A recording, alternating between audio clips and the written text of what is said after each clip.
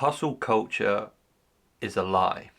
We've been told by these hustlers and these entrepreneurs, solopreneurs, whatever, that success comes from constant movement, constant progress, constant improving, always hustling, chasing the next goal.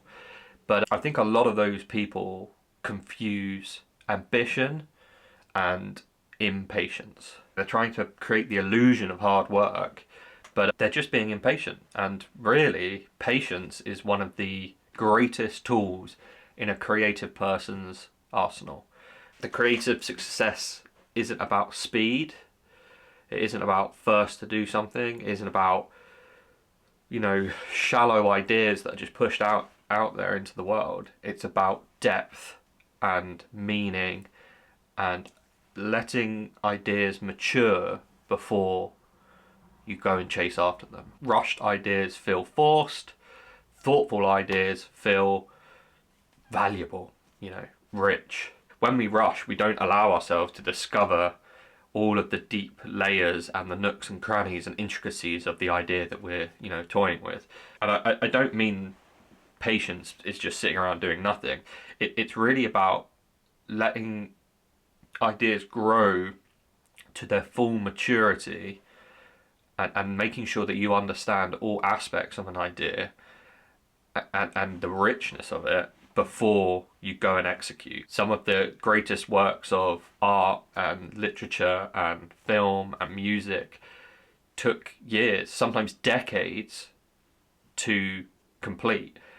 And a lot of that time was before any real action was taken. Da Vinci took 4 years to paint the Mona Lisa, layering on details, refining colours, tweaking the expression over and over. And he'd quite often walk away from the painting for months at a time and then would return with fresh inspiration and a new perspective and a new way of doing things.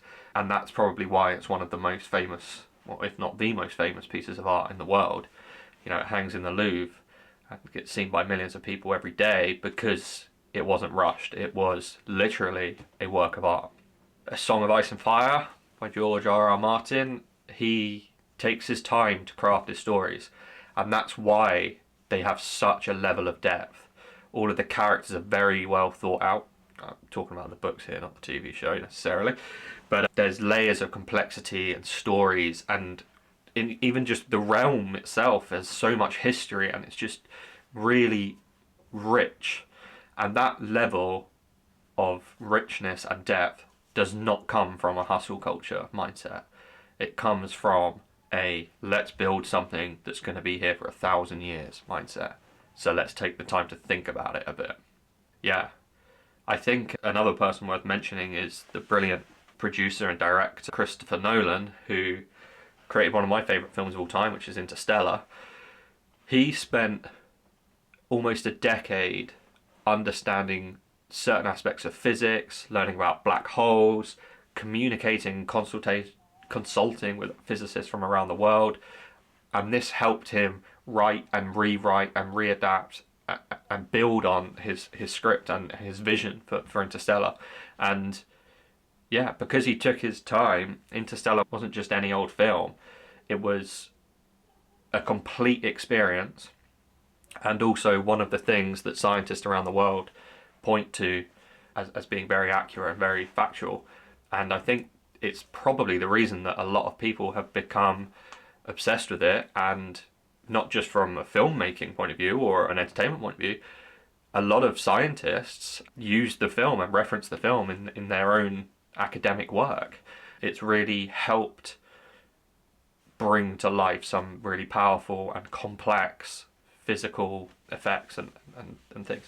So patience is what allows that depth, allows that complexity to be better understood and really emerge. And these hustle culture people that are pushing you to, write a best-selling book before you're 30, got to be a CEO, got to be up at 4 a.m. to go to the gym, taking all these vitamins and stuff. Sure, that might work for whatever it is they're doing, but that's not what builds greatness, and it's not what builds true creativity and inspires other people to be creatives.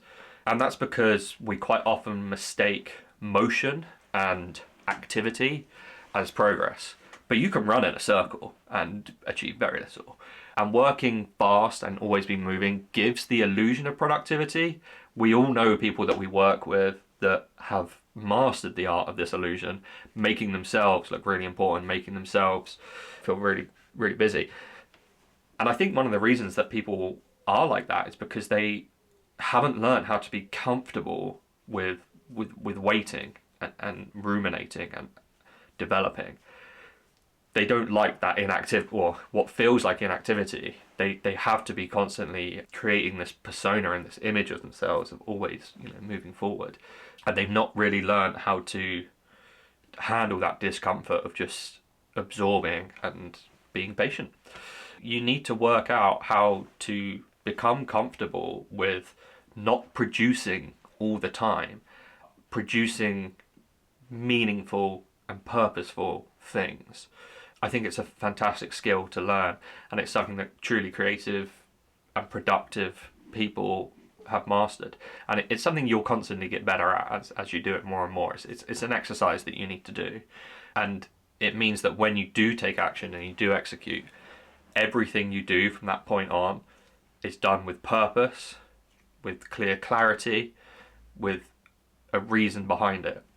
And you'll make less mistakes because you've had time to think stuff out, and you will produce a better quality result. It's a mindset and a skill that you can develop. You can set yourself longer deadlines to give yourself allocated time for patience and to let your creativity flourish and deepen. You can take breaks and step away and go and do something else and return once you've had a bit of inspiration, or once you've had time for something to really mature in your own head. And I think probably the other thing that you should do that's hardest to do is build up a sense of trust in the idea itself and in yourself. That yes, this might be taking longer. Yes, this might feel like it's making no progress, but you have to trust that although the progress isn't visible and isn't like output driven, it is happening in your head. That progress is being done, but it's not come to life yet. But you gotta build up that trust in yourself to really be able to make the most of that. Learn that you don't have to rush. You don't have to keep up with all the noise and the hustle. You don't have to tell anybody what you're doing. Build in stealth mode if you want, because then you've got more control and you won't feel the exposure and the questioning so much. But yeah, so I guess the difference between average and greatness is patience and taking your time to fully develop an idea. Take your time, make it count, make something that's worthwhile, make something that's great. And most importantly, enjoy what you're doing. Time spent doing what you enjoy is never wasted time. So don't rush through the process of doing what you enjoy. Enjoy it and produce something great. Yeah. Until next time.